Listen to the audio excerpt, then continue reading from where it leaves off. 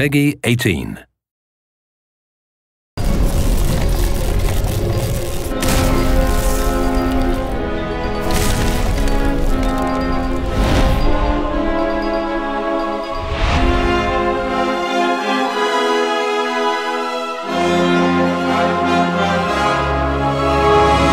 The thing I'm proudest of in the design of Reckoning as a whole, there's a lot of things the team has done just an amazing job with, from the moment-to-moment combat to the actual architecture and geography of the world.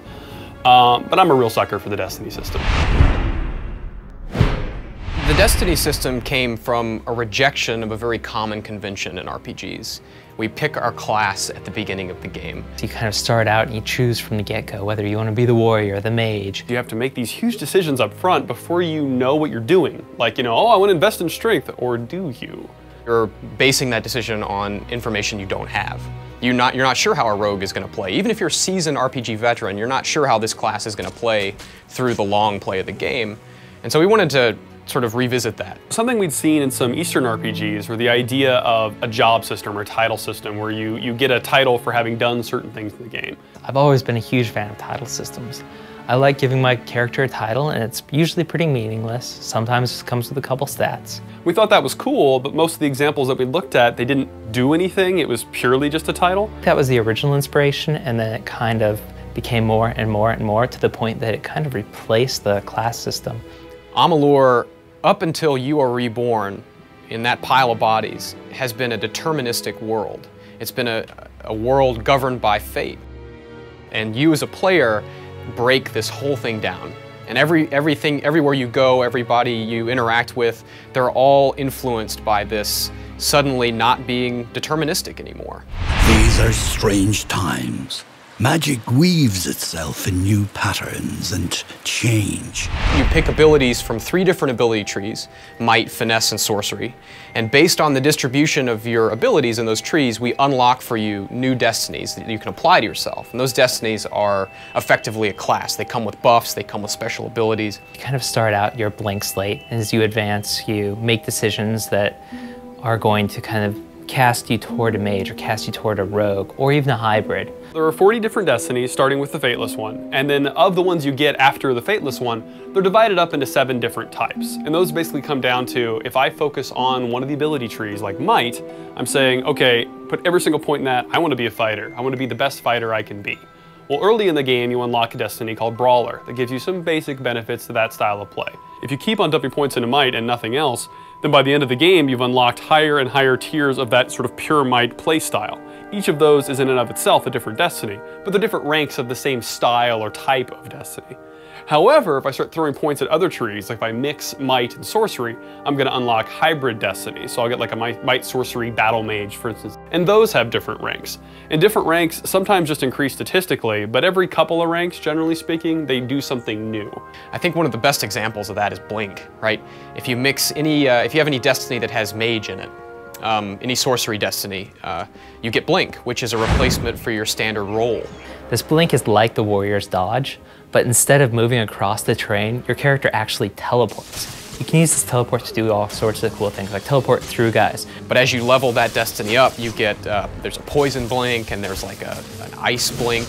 It slows enemies down when you teleport through them. The Warlord, the high tier destiny you get for focusing on that Might line, he gets an ability called Last Stand, so that when you die, you can immediately get back up from the dead, you know, wipe the blood from your face and get back into the fight. And as long as you kill the enemy that took you down within a certain window of time, you get your full life back and can keep on trucking. In Reckoning, you have the Jack of all trades destiny. And this destiny you get for evenly distributing your points in all the trees. Now, you don't get the top tier abilities in those trees, but you unlock all of the weapon masteries. And so if you're the player that really likes to play with all of the different weapons and switch them out all the time, this is the destiny for you. It also dramatically reduces your equip requirements. So if you're the guy that likes to run to the very end of the map as far as you can and get some loot, you can equip that loot, whereas if you didn't have that destiny, you couldn't. When it comes to favorite destiny, I'm torn. With the Might/Sorcery destinies, that entire type of destinies, as a whole, those are my favorites, but if I was going to pick just one destiny, it would actually be the top tier Sorcery Finesse hybrid called Shadowcaster. It just gets a really sweet set of abilities. The Shadowcaster destiny actually has a bonus on it that allows you to steal mana when you crit. combines what the rogue does, which is crit a lot, with what a mage does, which is cast spells and be something of a glass cannon. So there are a lot of things like that in the Destiny system that kind of change your moment to moment instead of just bumping your stats.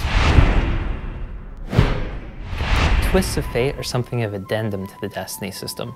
They are the modifiers that result from making decisions in the world. We wanted a way to let the player know that he or she is changing the world in a permanent way through their actions. They're rewards you get for completing quests or doing different things in the game. You make a irrevocable decision that's changing the future in some way, something that normal people couldn't have done, that only you can because you're the Fateless One.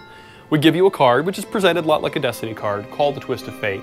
And those things tell you, you've changed the history of the world in such and such a way, and because of that, you get a permanent boost to your stats that's appropriate to whatever that decision was. Oftentimes they come in a couple flavors, and so it's a way that we reward the player differently for the choices that they made. I choose to help these people or I don't choose to help these people. I made this faction's future change this way or that way, not both.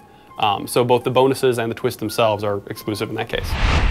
A seat in the House of Ballads cannot remain empty, lest the great stories end. We want you to be able to play the game that you want to play. I'm hoping players come to Reckoning and experience the nostalgia factor, the thing that first hooked them on games. I think this game is one that could really do that. I want players to feel like they got to experience a world they've never seen before and that they want more. I want them to leave and go, well, what else is happening in Amalur? Because, you know, we're doing more in that world. We want them to see that. There's so much depth and there's so much personality and character that there are endless possibilities for products. I want them to be excited about what happens 5 years later, 20 years later, 2,000 years later. So I'm excited to get them into the world and just kind of experiencing everything that we've built.